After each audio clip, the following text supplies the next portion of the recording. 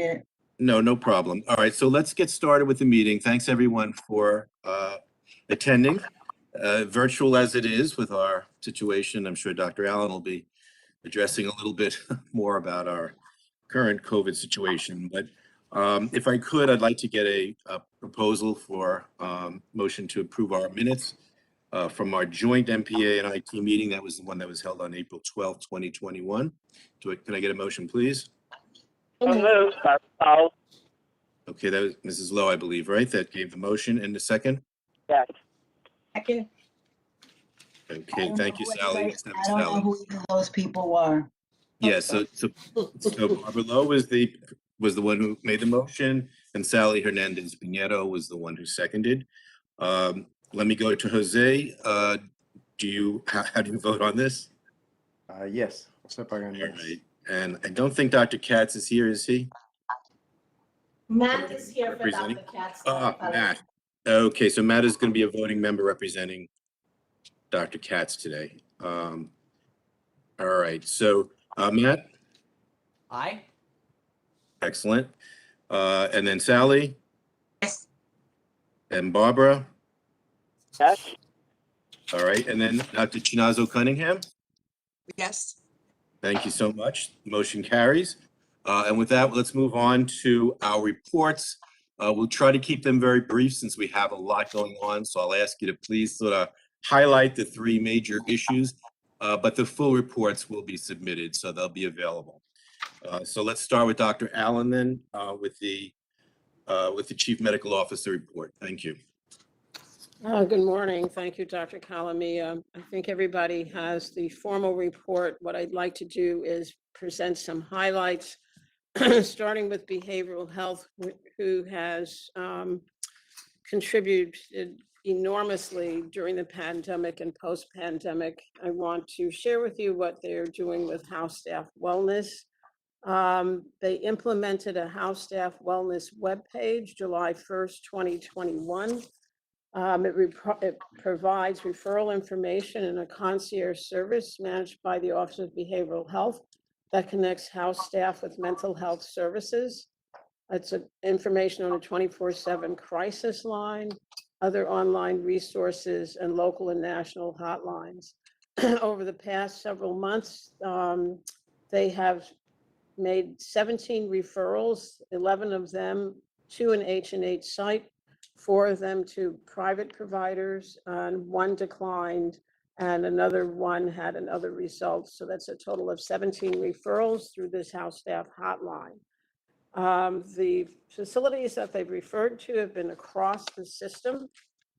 They have also provided system-wide emotional staff support for all staff through an anonymous support hotline managed by the Office of Behavioral Health for all New York City Health and Hospitals employees since March of 2020. Employees can call this number to reach out to speak to a licensed mental health professional. The clinicians provide psychological and emotional support related to fatigue, stress, burnout, anxiety, fear, depression. Since the inception, they have taken over 200 calls. The primary reasons are anxiety, depression, childcare, grief, separation from the family, family issues, fear, isolation, loneliness, and trauma. The referrals that they have made have been to domestic violence hotlines, Helping Healers Heal, New York State Hope Hotline, Suicide Prevention Hotline, the Employee Assistance Program, New York City Well Hotline, Physician Support Hotline, and a vaccine finder. In addition to providing emotional and psychological support to the staff, our Office of Behavioral Health is working with the Department of Education in collaboration with the Mayor's Office of Community and Mental Health to structure a new partnership between the city's public hospitals and over 25 schools. The program is called Pathways to Care. It expedites referrals from our schools to connect students to care at our outpatient mental health facility. This program began in November 2020. It's been rolled out at 4 facilities so far: Kings County, Woodhull, Gouverneur, and Elmhurst. There's been a slow uptake on the school side. To date, we've received 17 referrals. We are adding 5 mental health service corps members to 5 clinics, including Woodhall, but in addition, Harlem, Morrisania, Lincoln, and East New York. We also have a program called Be Heard, which stands for Behavioral Health Emergency Assistance Response Division. This began in June of 2021. It's a health-centered response to 9/11 mental health calls, focused mostly in East Harlem, Central and North Harlem. When a 911 call comes in, the Fidney medical EMTs and paramedics will go out with a New York City H&H social worker. The purpose is to de-escalate the crisis and provide immediate care. They do not go out if there's a suspicion of violence or weapons. They deal with suicide ideation, substance use, et cetera. To date, they've assisted 202 individuals. Of the 202, 42% were transported to a hospital for further evaluation. This is a decrease from the previous 82%. So the purpose is to increase community-based care and reduce unnecessary transport to the hospital and reduce the unnecessary use of police resources. Behavioral health has implemented telehealth since March 2020. They provide on-demand urgent care. To date, they've seen 334 ambulatory visits and 50 child psych visits. And everything else is in your package, working with ED leads, CATCH. The ECHO program is actually for both patients and healthcare staff. The patients who are directly or indirectly impacted by COVID, as well as our staff. And what it does is provide educational material bi-weekly to vulnerable populations to improve the awareness and knowledge of the impact and intersectionality of social determinants of health, improve the sense of community, and improve the knowledge and the resources. I'm actually going to switch now to simulation, the accomplishments. Dr. Allen, Sally Pinheiro, can I ask a quick question? Sure. Oh, great. Is it possible on the anonymous support hotline to have some feedback mechanism where the client can say, you know, the service was very good, excellent? Because I just get concerned that we have these systems, but we don't have much, maybe I'm wrong, but we don't have much feedback on how well they're doing, at least from the client's perspective. This is feedback you've gotten, Sally? We had a meeting, and of course I don't remember the meeting, where there was a concern about the use of mental health services by H&H staff. And I forget the program that it was at which it was being used, but the sense was that it wasn't working well. Maybe I should retrack and find out which program it is. Yeah, that would be very helpful for us to get that feedback. All right. Thank you, Dr. Allen. Any thoughts? I mean, we Omar? can always, the hotline is managed by a group of licensed mental health counselors, but they are supervised by one person. And we can always, if that is an issue, add that and say, if you have any feedback or issues, you can contact the supervisor, basically. Who's speaking, so we can give them please? like hi, it's Dr. Fattah from Behavioral Health. Fattal, Dr. what? F-A-T-T. First name is Omar, O-M-A-R. Last name is Fattal, F-A-T-T-A-L. Behavioral Yeah. health. Did you get that? Yeah, I don't see him on the list on the right side, but okay. He's here. I believe you. Any other feedback? Any other feedback from the behavioral health No, initiatives? thank you for that. Yes, it's Barbara Lowe. Just briefly, Dr. Allen, maybe not today, but in the future, can you tell us our position on the ketamine usage, because it has become such a big issue otherwise in the field by ambulance drivers and such, and some national report. So I was just wondering what our position is. For ketamine? For I'm- ketamine? On ketamine, Barbara? Yes. So we are Maybe doing, it's we are not in screening it. for ketamine. I'm not sure what the question is, Barbara, but I'll try. We are doing ketamine screening of patients who present to us as obvious substance use disorder, overdose, or impact. Fentanyl has become more prevalent on the street, so we are utilizing it in our diagnostic armamentarium on patients who come into the ED. All right. Maybe We're we not should- use our ambulance drivers. Do we know if they're or staff using ketamine as an intervention for anyone they are interfacing with? I think that's the question. We do have a pilot at, this was approved by the P&T committee, but we are implementing some built-in Epic to make sure, we have a protocol for that, and we are actually about to start a pilot at Kings County using the protocol that was approved by the P&T committee to administer ketamine in a safe way. And then Okay. after Kings County, we have plans to make it available at other facilities. But yes, we should be starting very soon. Excuse me, was that Okay. Omar again? Yeah, and this Okay. is for the use of treatment-resistant depression. Yeah, there was some reporting that were not favorable to use in the field. Are we screening for fentanyl in the field, Barbara? Yeah, there was some unfavorable reports on its use in the field. So I'm not, Barbara, can we follow up offline? 'Cause I'm Absolutely. having a hard time understanding the question. Okay. All right. I don't know if we're sounding muffled still, but I hear you. All right. Thank you.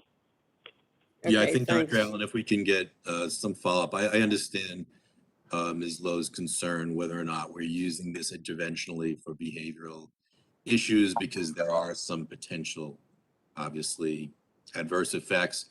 And so I guess if we could get some sense of that, perhaps at a future point, that would be helpful.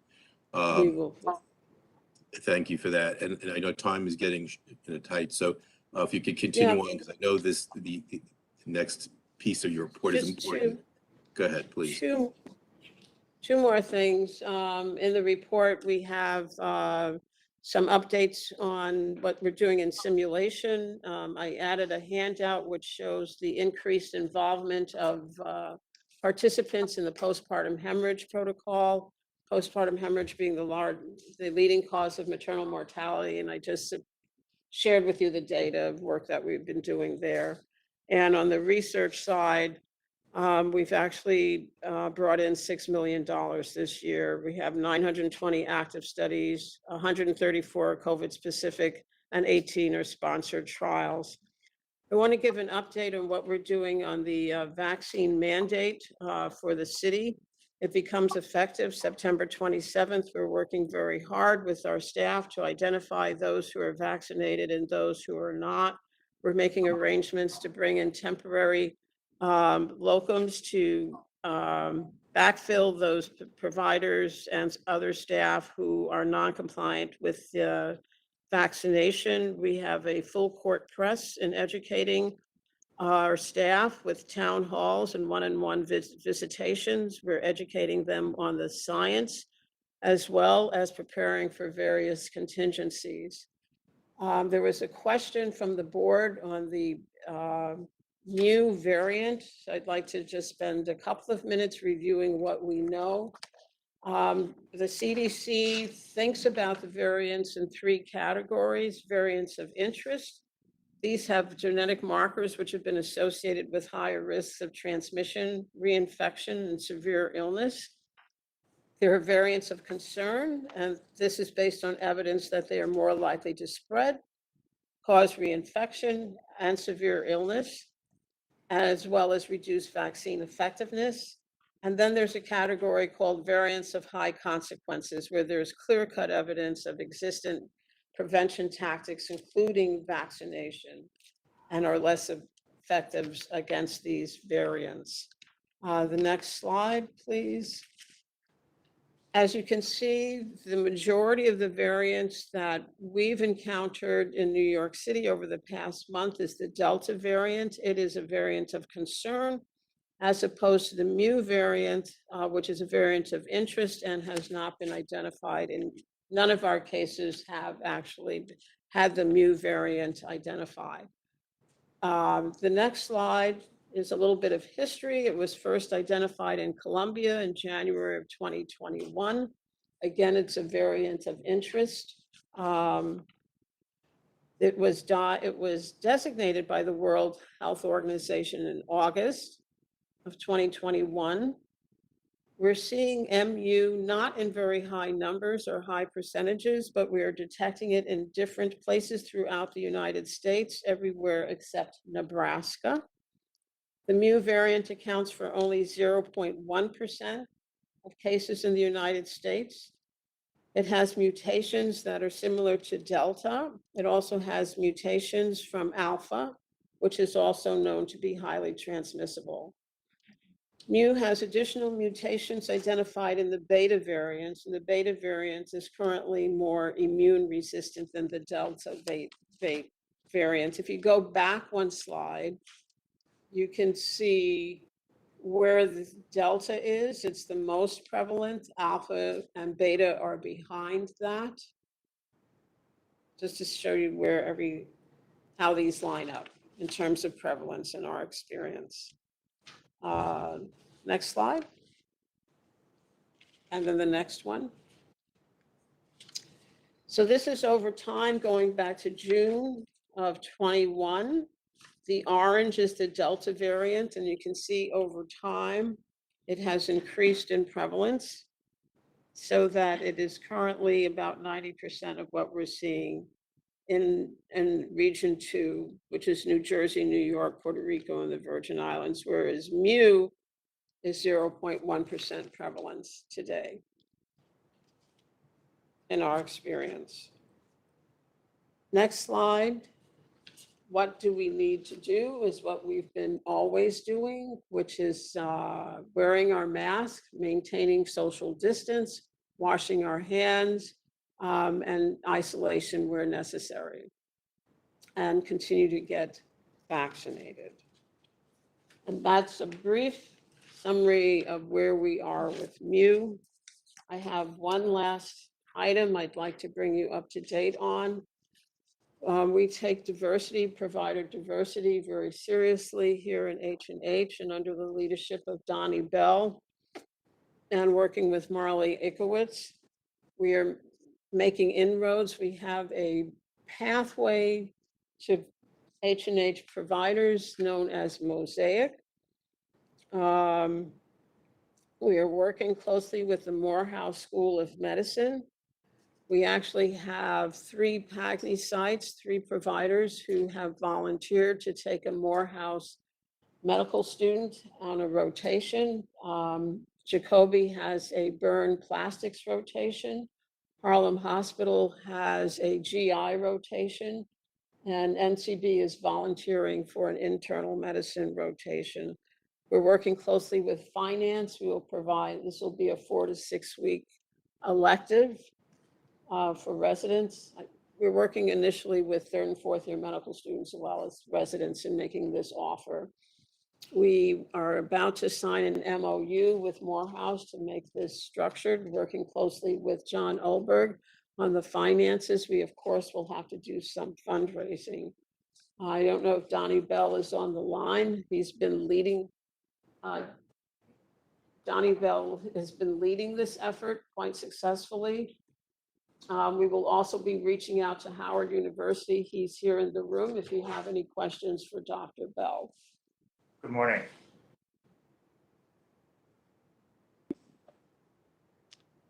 All right, thank you for that very much. Let me just go through each board member and just see if there are any other additional questions or comments. Dr. Pagan? No questions or comments. Just want to commend Dr. Bell and Dr. Allen on all the work with reaching out to Howard and Morehouse, and it's very exciting to see that happening and given that we all know the board is very interested in this, so, and the community. Thanks. Yes, thank you for that. Dr. Katz, I believe you've arrived, so any comments or Yes. questions? No further questions. Thank you. All righty, and Sally No, thank you. No. and Barbara? No further questions or All inquiries. righty. Thank you, and Dr. Cunningham? No questions, but I also just want to reiterate, I also think it's great to hear about the relationships with other underserving organizations. Obviously, we know diversity is a huge issue in medicine. So thank you. I would just like to add one thing. Thank you, Dr. Allen, for the great report. We're also reaching out. Who's to the University speaking, of Puerto- please? Oh, this is that's the, hold on. Donnie Bell, Deputy CMO here. Yeah, I only wanted to add one thing. We're also reaching out to the University of Puerto Rico. One of our providers at Jacobi has trained one of their previous students. And so he's going to provide us some inroads to try to form a similar partnership with the University of Puerto Rico as well, to bring some of their students into our system, either as medical students or residents, to further increase the diversity within our system of our providers. Great. All right, thank you so much. Let me move on now to the nursing report. I didn't notice Dr. Sineas is here, is she? Or anyone presenting from nursing? Because there is a very detailed report from nursing, and so that will be part of our record here. So if no one's presenting, then please, you could avail yourself of that report. It is very detailed. Let's move on then to the Metro Plus report from Dr. Schwartz. Morning. Okay, I'll just go through the highlights. On the regulatory side, the recertification moratorium on disenrollment is still in place and will remain in place until the end of the year. That will allow people to stay covered without worrying on providing any kind of documentation for their eligibility. On the EP Essential Plan side, the premium was eliminated as of June 1st, and now people are eligible for Essential Plan coverage at zero premium, and also now included zero premium dental and vision coverage. On the membership side, we are close to 625,000 members. Year-to-date membership growth is 5.9%. In terms of market share, we increased our market share in Medicaid, HIV, and CHIP. We saw a slight decrease in HARP and slight decreases in SHOP, that's small businesses, and QHP. In terms of vaccination rates, we are working with New York City citywide immunization response system to align the claims data information that we have with the vaccination information that they have. As of July, our membership immunization rate was close to 45%. So obviously lagging behind the citywide immunization rates. There are various efforts to increase those immunization rates in our membership. Obviously, many of our membership are minorities, and we know that the immunization rates in minorities are lower compared to the general population. So targeted interventions are needed. We are specifically working right now with parents of children between 12 and 18 to increase the immunization rates in teens, working specifically with pregnant women to make sure that we increase the immunization rate there to protect the mom and the baby. There are targeted messages specifically for the Spanish community and the Black African American community. And we're currently working with the mobile unit of Test and Trace, exchanging information on our members who are not immunized yet, according to our combined records, and coordinating events with Test and Trace mobile, and us reaching out to the population in areas where we know that the immunization rates are too low. all of the H&H facilities offer on-site vaccination rates, but obviously not all providers are offering vaccination rates. The city is offering now a financial incentive for providers to counsel patients around the vaccination. We checked with the city to see whether there was still a minimum required volume that the providers had to administer for the vaccination, and that minimum required volume was eliminated. So really, any provider at this point who is willing to register as somebody who can administer the vaccine is eligible. Previously, there was a minimum not to waste vaccine. At this point, there's enough availability, so any provider who's willing to register for administering the vaccination is now eligible.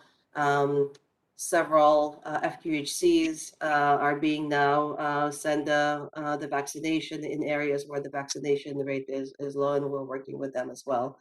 We did look to see if we are seeing a significant difference between the vaccination rates of where the vaccines are available on premise, like all of the H&H facilities, versus the rest of the network. To our surprise, we haven't seen a difference. We did think there will be a difference, right? If you go and see your doctor and the vaccine is immediately available to you there and then, you don't have to follow up, you would expect the vaccination rate will be higher, but we're not seeing that. Moving on to our BH update, we got an official approval from all of the state agencies to launch our behavioral health services. And October 1st, in a little over 2 weeks, those services will transition from Beacon Health Solutions to Metro Plus Health. That will allow us to do better coordination of physical health and BH health, as well as much better alignment with our provider network, and specifically health and hospitals, to make sure that people have a continuum of care and do not fall through the cracks as they transition from one behavioral setting to another as their needs change.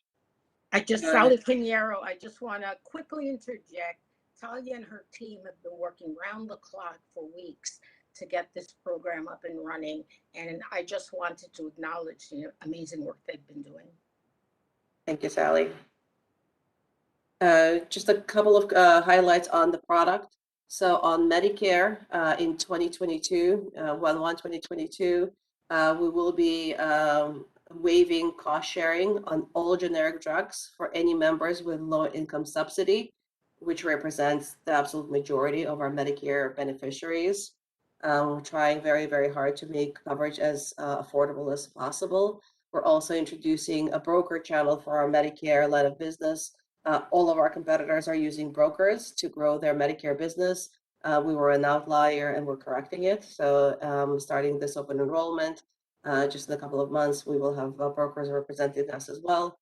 And then on the Gold, which is the city employees product, we introduced a new benefit in addition to weight management that we already have in place and gym reimbursement that we already have in place.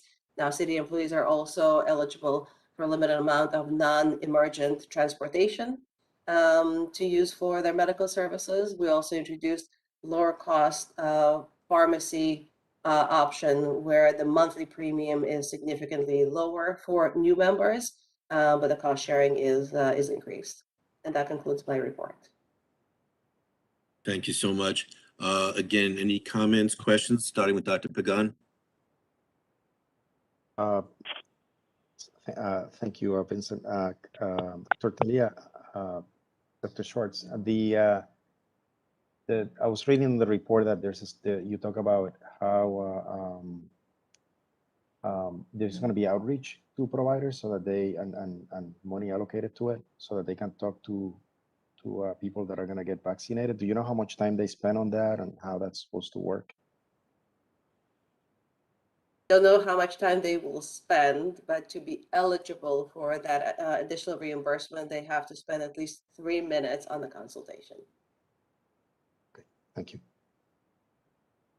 Yeah, again, it's disappointing to hear that we're not seeing, at least with the on-site vaccinations, some improvement in the percentages of those getting vaccinated. I'm just wondering too, it'd be interesting to know what the effect of the counseling, 3 minutes or whatever it is, would be. It'd be useful to know how valuable that has been. But anyway, thank you for that.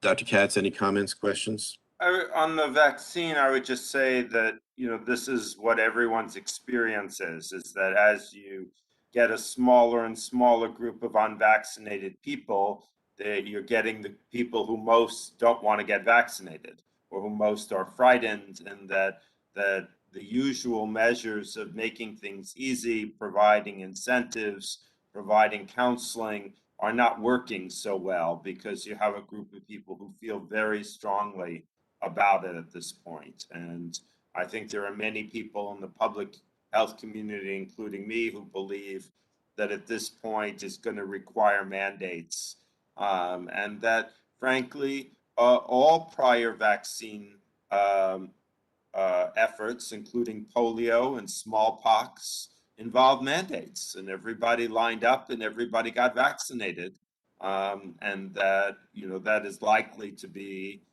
how the vaccine issue gets resolved. I just also wanted to commend Talia and her team on all the effort for the behavioral health program. This was not at all an easy lift. It's very difficult, and there will continue to be bumps in the road in the implementation. But I think that it's a great program, and ultimately people will get better served. Thank you. Yeah, thank you, Mitch. I couldn't agree more. And I know, Sally, you're very proud of that as well. Any other issues, Sally, or comments that you had? No, thank you. All right. And Barbara? None. Thank you. All righty. Dr. Cunningham? None. All right. Thanks so much. Appreciate that.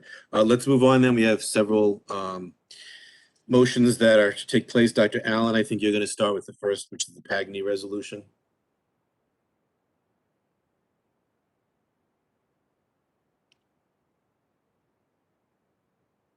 Dr. Allen, if you're speaking, you're probably on mute.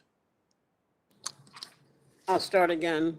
Sorry. Authorizing funding for the New York City Health and Hospitals Corporation, also known as the System, to continue to operate under the terms of an affiliation agreement with the Physician Affiliate Group of New York, PC, also known as PAGNI, made for the provision of general care and behavioral health services for a period of up to 6 months, with the System facilities served by PAGNI to be as indicated below: Lincoln Medical and Mental Health Center, Morrisania Diagnostic and Treatment Center, Segundo Ruiz Belvis Diagnostic and Treatment Center, Jacobi Medical Center, North Central Bronx Hospital, Harlem Hospital Center, Renaissance Healthcare Diagnostic and Treatment Center, Metropolitan Hospital Center, Coley Island Hospital Center, and the Kings County Hospital Center, with an overall cost of the extension not to exceed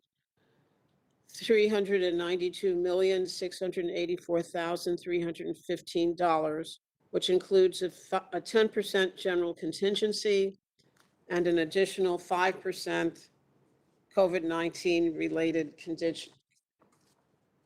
related contingency. We've been hard at work on closing out prior years. We're coming back to the table this month to tackle the next contract with the benefit of a new executive leadership now in place and renewed efforts on all sides. We're asking for funding authorization needed for 6 months to continue the existing contract. The negotiations will be in good faith for a multi-year renewal. Regular communications do continue, and resolution is expected in the coming months. I had been asked if there has been any impact on the provision of care or the PAGNI employees, and there has not. I'm going to ask my partner, James, to go through the contract history for us. Sure. Thanks, Dr. Allen. James Cassidy in finance. So just to give you a little bit of a previous board authorizations, the longest and then what created the current contract with a 5-year Excuse me, is there any way you can turn up your volume? I can barely hear you. Yes, we're moving the mic. Is this better? Thank you. Yeah, much better. Thanks so much. Great. So the first, the contract that we're currently operating under began July 1, 2015, and ran for 5 years through June 30th of 2020. With a 5-year contract, just over $2.5 billion. And at that point, it included a 25% contingency in any given fiscal year. From there have been short extensions since July of 2020. The first was a 6-month extension for $325 million and a 10% contingency that ran through December of 2020. We then did a 3-month contingency through March of 2021. That was $171 million, and then it included a 15% contingency on top of that. It was the 10% general contingency that's now been our practice, plus the 5% COVID-related contingency, as there were significant concerns, and we were in the midst of the second wave at that point. Our current extension runs from April 1 through September 30th. That was 6 months as well. Was for $331 million prior to the 10% contingency. Again, we only did 10% contingency there because we were hoping that there would not be as many COVID-related costs at that point. And now our current request, which would run from October 1 of 2021 through March of 2022, is for 6 months, $341 million prior to the 10% general contingency and then the 5% COVID-related contingency for the total not to exceed of $392 or $393 million. Dr. Allen, I'll pass it back to you. So in summary, we're seeking authorization for funding for New York City Health and Hospitals to continue to operate under the terms of its current affiliation agreement with PAGNI for the provision of general care and behavioral health services at the system facilities served by PAGNI for a period of 6 months from October 1st, 2021 to March 31st, 2022, as indicated below. As we said earlier, the total contract value is $341,464,622. The 10% contingency value is $34,146,462. The 5% COVID contingency is $17,073,231, with a not to exceed value of $392,684,315. That concludes the presentation. Thank you so much, Dr. Allen. And hopefully, again, now that we have a new executive director, you'll give us some updates to see how this is progressing. Hopefully we'll be well along, because obviously this has been, something of a prolonged process. Any questions, comments, Dr. Pagan? No, thank you so much. And Dr. Katz? I had a very positive meeting with the new CEO this week, and I know Dr. Allen did as well. And I think that we will be able to resolve this very soon. That's great to hear. Sally, any comments, questions? I'm not sure I'm on. Can you hear me? Yes, we hear you. Oh, great. I just wanted to acknowledge the great work that Andy and Dr. Allen and John have done on this. I know that they made every effort to get this contract extended, and it really is circumstances beyond their control. So I just want to acknowledge the great work they did. Yeah, thank you, Sally. I ditto to that for sure. Barbara, any comments, questions? Just generally, besides the contingency, the COVID contingency, was there any new activities funded within this particular piece? I'm really interested to know if there was any new programs or any new operational or clinical initiatives. And I don't think if there were a few, I don't expect all of them. Nothing new, Barbara. We are looking across the system at clinical services plannings, but it's not specific to PAGNI. Thank you. Okay, and lastly, Dr. Cunningham, any questions, comments? Otherwise, we'll go to our vote. No, And- no comments or questions. All right, then let's go to our vote. Dr. Pagan, Yes. Dr. Katz, Yes. Sally Hernandez-Pinheiro, Yes. Barbara Lowe, Yes. and Dr. Cunningham. Yes. All right, the motion does carry. Thank you for that. And we're going to actually group the following action items 2 through 9 and do them as one presentation. And then we'll vote individually for them at the end. So Dr. Allen, if you could help us along with the trauma centers. Sure. The resolution, and I will combine them, Dr. Calamia. So the resolution is approving the application of New York City Health and Hospitals Corporation, the system, for verification by the American College of Surgeons for New York City Health and Hospitals, Bellevue Hospital, Lincoln Hospital, Kings County Hospital, Harlem Hospital, Elmhurst Hospital, and Jacobi as adult trauma centers. In addition, Bellevue Hospital and Jacobi Hospital as pediatric trauma centers, committing to maintain the high standards needed to provide optimal care for all trauma patients, and that the multidisciplinary trauma performance improvement program has the authority to evaluate care across disciplines, identify opportunities for improvement, and implement corrective actions, and authorizing the appropriate officers of the system to execute any and all documents necessary to verify trauma center designation for the aforementioned adult facilities and 2 pediatric trauma centers.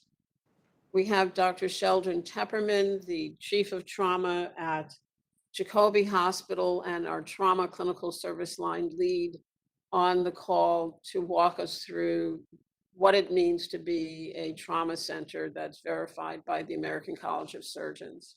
Sheldon, are you on? Yes, good morning, Dr. Allen, Dr. Calamia, members of the board. I appreciate your taking the time to talk a little bit about trauma.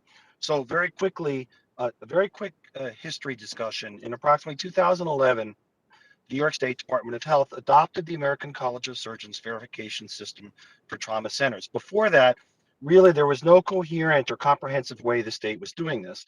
And this orange book you see here, entitled the Optimal Resources Document for the Care of the Injured Patient, is now codified by reference in the New York State 408 Health Code regulation. So in other words, this book is the regulatory book that tells us all of the widgets and all of the personnel that is required in our trauma centers.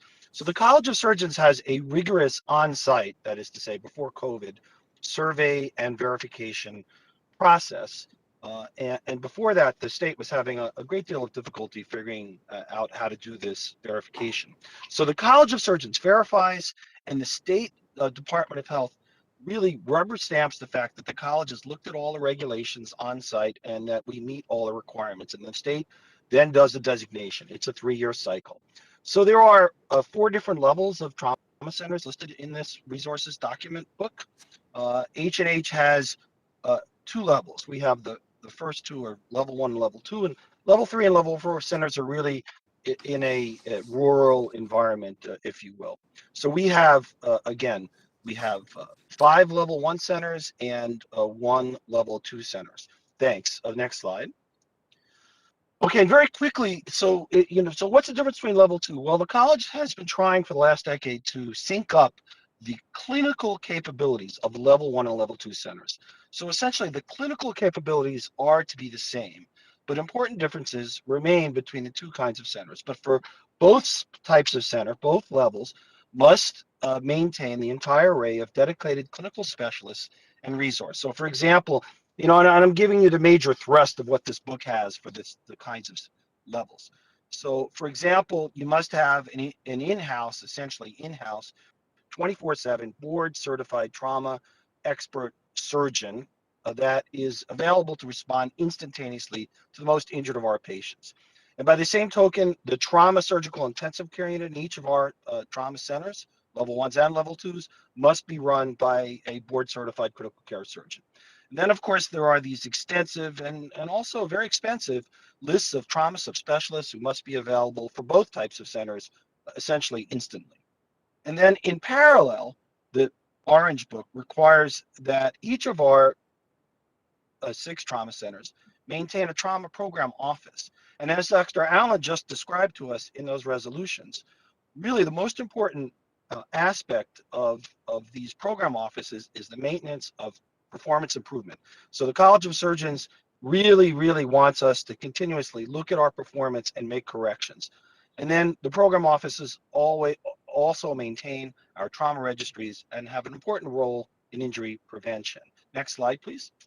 So, all right, I've told you clinically that 2 types of trauma centers are the same, level 1s and level 2. So what's the difference? The difference is in the areas of research, education, and leadership. So for example, level 1 centers must do very deep and complex research in the area of trauma. And we must every 3 years produce as much as 20, that is 20 peer-reviewed pieces of trauma research. And you think about that, that's a very high bar. There is no research requirement for level 2 centers.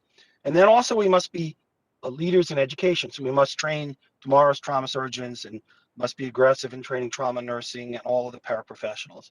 And then leadership. Level 1 centers have to be not only regional leaders, but also national leaders. So for example, Dr. Allen helped me bring from a film studio in San Diego the most amazing surgical simulator that trauma has ever seen. It's called the Cut Suit.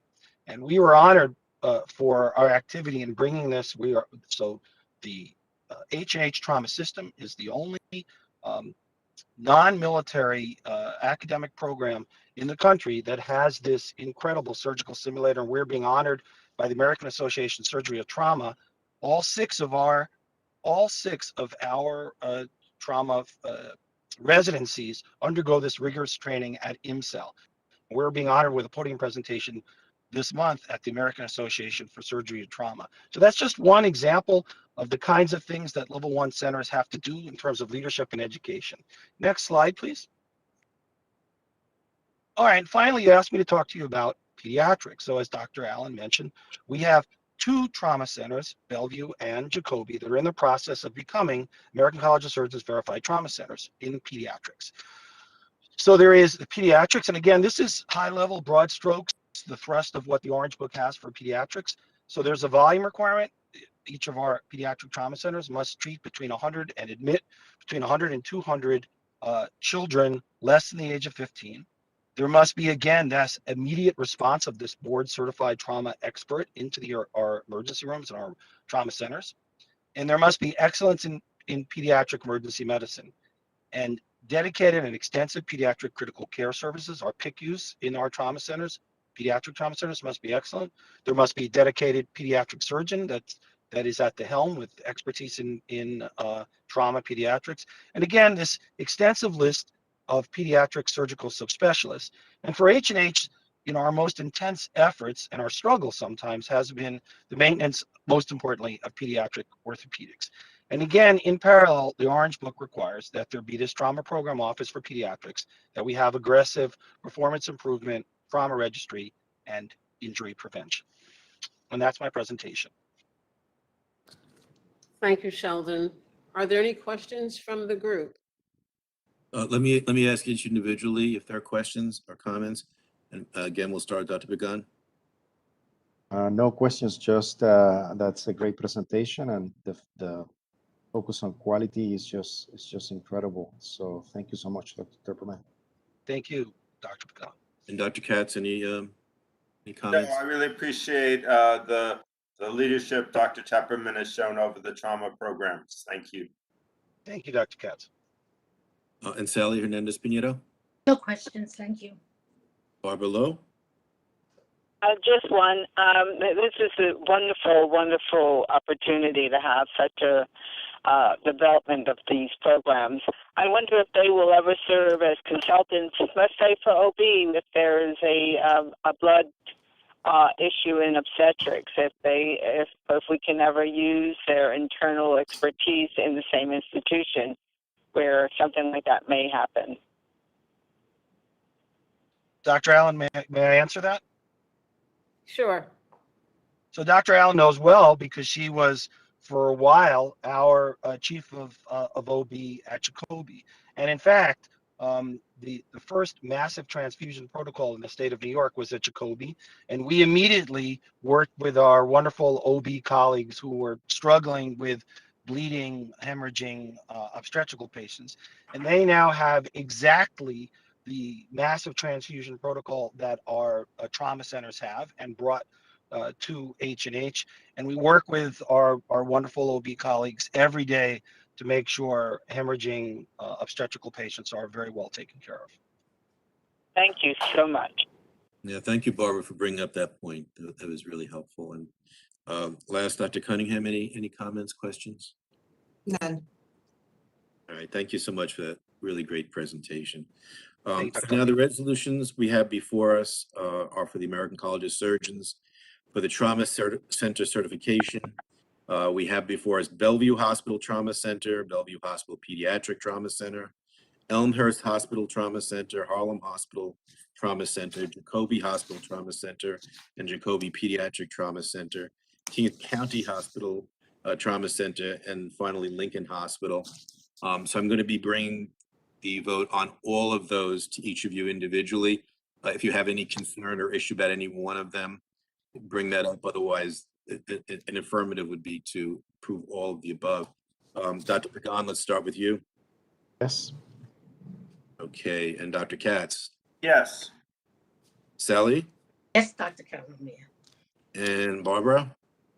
Yes. All right, and finally, Dr. Cunningham. Yes. Okay, so obviously approved unanimously. Thank you for that. And let's continue on. I don't believe we have any listing for any old or new business. So unless there's any other comments or issues, any out there? Otherwise, the meeting is going to be hereby adjourned. So thank you so much for your time. Thank you. Thank you. Thanks. Thank you. Thank you. I have a question. Whether it's running